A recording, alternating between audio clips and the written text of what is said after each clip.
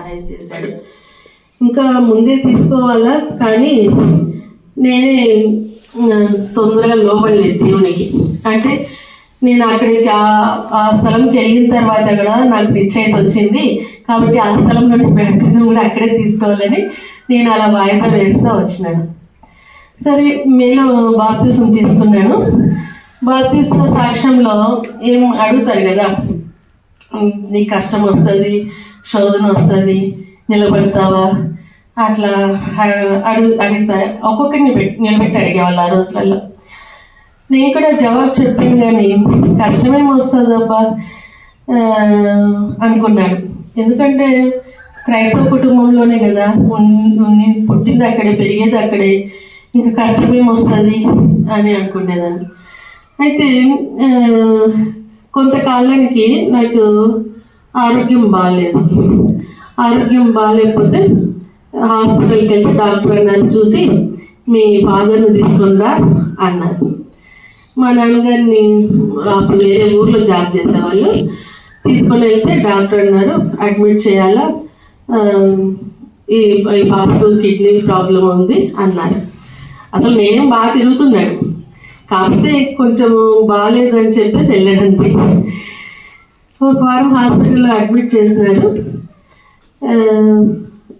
దేవుడు స్వస్థత ఇచ్చినాడు. మరి ఏమైందో తెలియదు, కానీ డాక్టర్స్ స్కానింగ్ తీస్తే తర్వాత అంతా బాగానే ఉందన్నారు.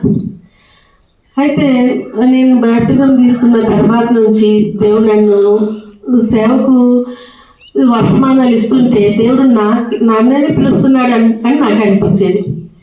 కాబట్టి నేను ఏం చేసేదాన్ని అంటే, సేవ గురించిన వర్తమానం చెప్పేటప్పుడు నేను వినకుండా బయట చదువుకునేదాన్ని మందిరంలోనే.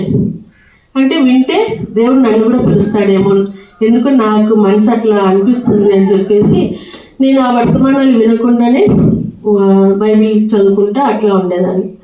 ఓ పర్యాయం వాక్యం చెప్తుంటే నాకు బలవంతంగా నా చేయి పైకెత్తుతున్నారు. తీర్మానం అప్పుడే ఎవరో నా చేయి పైకెత్తుతున్నారు అనిపించి నేను బలవంతంగా నా చేతిని గట్టిగా పట్టుకొని కూర్చున్నాను. ఎందుకంటే నాకు దేవుడు అంటే ఇష్టము, దేవుని పని అంటే ఇష్టమే, కానీ దేవుని సేవ అంటే అప్పుడు నేను కొంచెం బాగా చదివేదాన్ని. కాబట్టి బాగా చదివి మంచిగా, అంటే నాకు మెడిసిన్ చేయాలని ఆశ ఉండేది. కాబట్టి అట్లా అందుకు బాగా కష్టపడేదాన్ని. దేవుడు అట్లా అని నేను లోబడలేదు దేవునికి. లోబడకపోతే దేవుడు నాకు చెప్తున్నాడు, కానీ నేను వినడం లేదు. అప్పుడు దేవుడు నన్ను మొదటి కొరింథీ 1:20 చదువు అని నాకు దేవుడు ప్రేరేపించాడు. తీసి చదివాడు. మొదటి కొరింథీ 1:20. జ్ఞాని ఏమయ్యాను, శాస్త్రి ఏమయ్యాను, ఈ లోకపు తర్కవాది ఏమయ్యాను, ఈ లోక జ్ఞానమును దేవుడు విదితముగా చేసి ఉన్నాడు కదా. జ్ఞాని ఏమయ్యాను అని ఫస్ట్ క్వశ్చన్ అదే. ఎందుకంటే 19వ వచనంలో దేవుడు ఏం చేశాడు, జ్ఞానుల జ్ఞానమును నాశనం చేతును, వివేకుల వివేకమును శూన్యపరుతును. ఆ సంవత్సరం నాకు ఎంసెట్ రాయడానికి ఛాన్స్ దొరకలేదు, ఏజ్ తక్కువ. కాబట్టి నెక్స్ట్ ఇయర్ రాద్దాము అనుకున్నాను. సరే, ఈలోపు ఈ ఛాన్స్ దొరకలేదు కదా, ఈ డిగ్రీ అన్నా చదువుకుందాము అని చెప్పి డిగ్రీకి అప్లై చేశాను. ఎట్లా అప్లై చేశాను, ఆ కాలేజీలో లేని కోర్స్ అప్లై చేసిన. అసలు ఆ కాలేజీలో ఆ కోర్సే లేదు. అప్లికేషన్లో ఆ కోర్స్ రాసేసి వచ్చేసాను.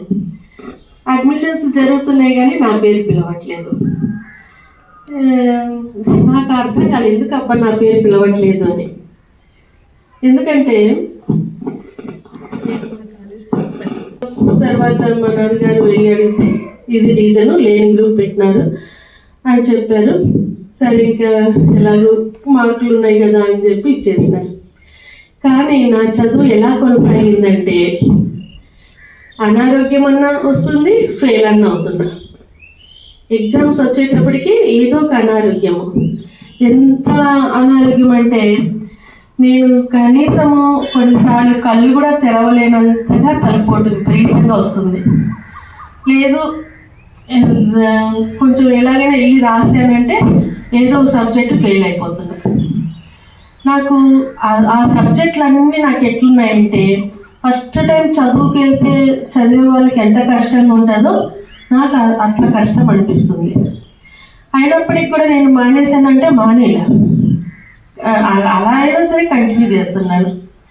అలాంటప్పుడు ఒకసారి మాకు మీటింగ్ జరుగుతున్న సమయంలో మాకు వాక్యం చెప్పడానికి ఒక అంకుల్ వచ్చినారు.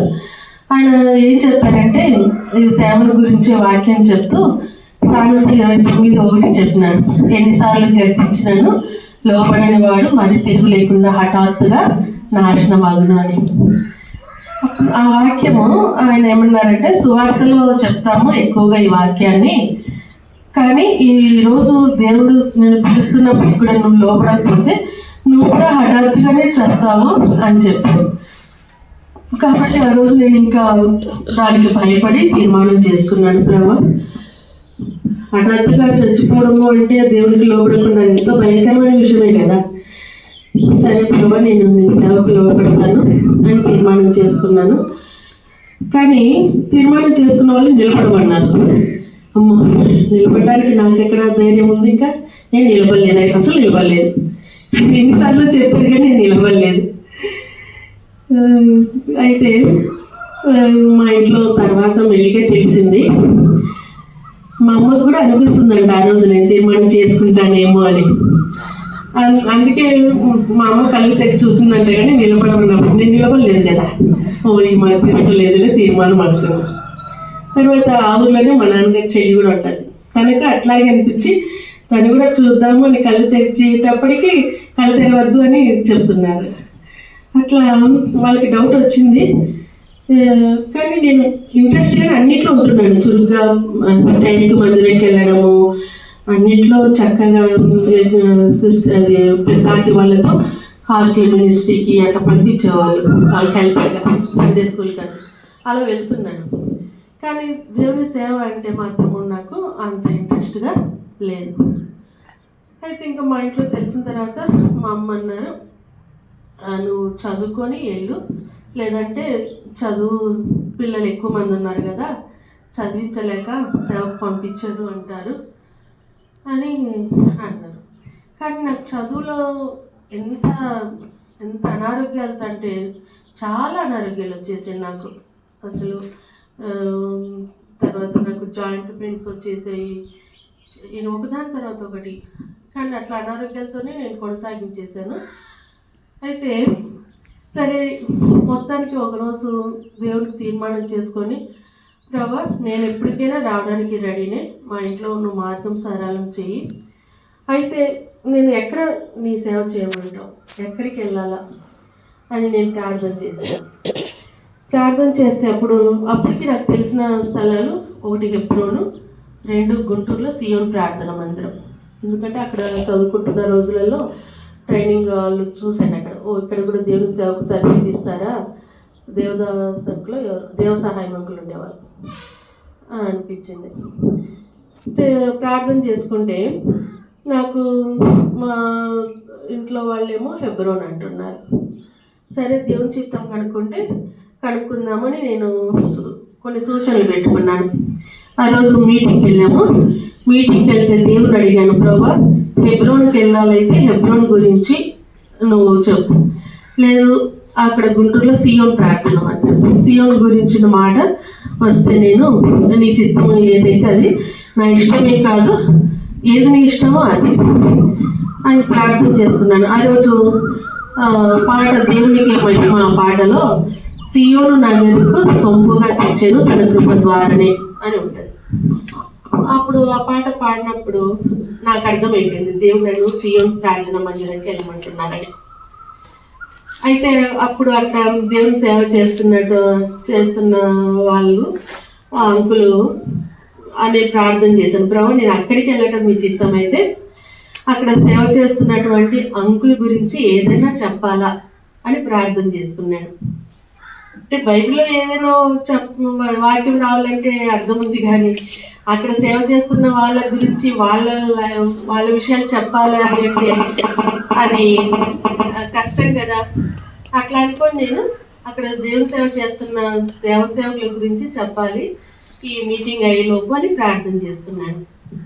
ప్రార్థన చేసుకుంటే అప్పుడు మీటింగ్ అయిపోయింది. వారి కార్యక్రమాలు చెప్పిన తర్వాత వాళ్ళు అక్కడ ఏం చెప్పారంటే, గుంటూరులో దేవుని సేవ చేస్తున్న అదే దైవ సేవకులకు వాళ్ళు యాక్సిడెంట్ అయింది, ప్రార్థించండి అని చెప్పారు.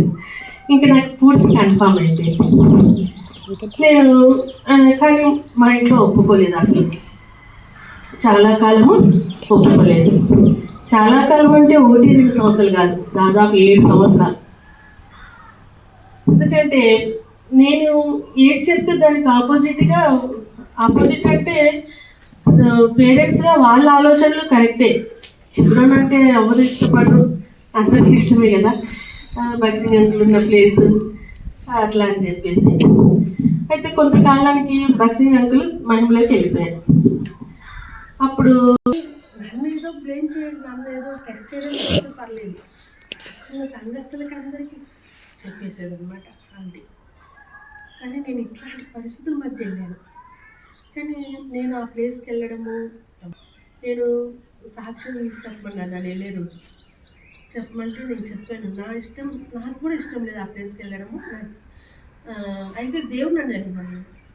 దేవుడు చెప్పాడు కాబట్టి దేవునికి లోబడి నేను వెళ్తున్నాను అని చెప్పాను. చాలామంది అన్నారు, లేదు అక్కడ వెళ్తే టెస్ట్ మనీ పాడైపోద్ది, పాడు చేసేస్తారు, చాలా కష్టము, మీకు తెలియదు విషయాలు, నేను దగ్గరని చూసాను అని చెప్పారు. అప్పటికి మా నాన్నగారు వచ్చి అమ్మ అందరిలో చెప్తున్నారు దేవుని సేవకులు, ఇంకా సేవకుల గురించి సాక్షి ఇచ్చారు నాకు. ఆగిపోమ్మంటే నేనేం మాట్లాడాలి, దేవుడు చెప్పాడు కదా దేవునికి లోబడాలా అని చెప్పేసి వెళ్ళిపోయాను. అట్లా 3.5 సంవత్సరాలు ఉన్నాను తర్ఫీదులో. 3.5 సంవత్సరాలలో నేను ఎంత నడపబడ్డానంటే నాతో పాటు నాతో పాటు ట్రైనింగ్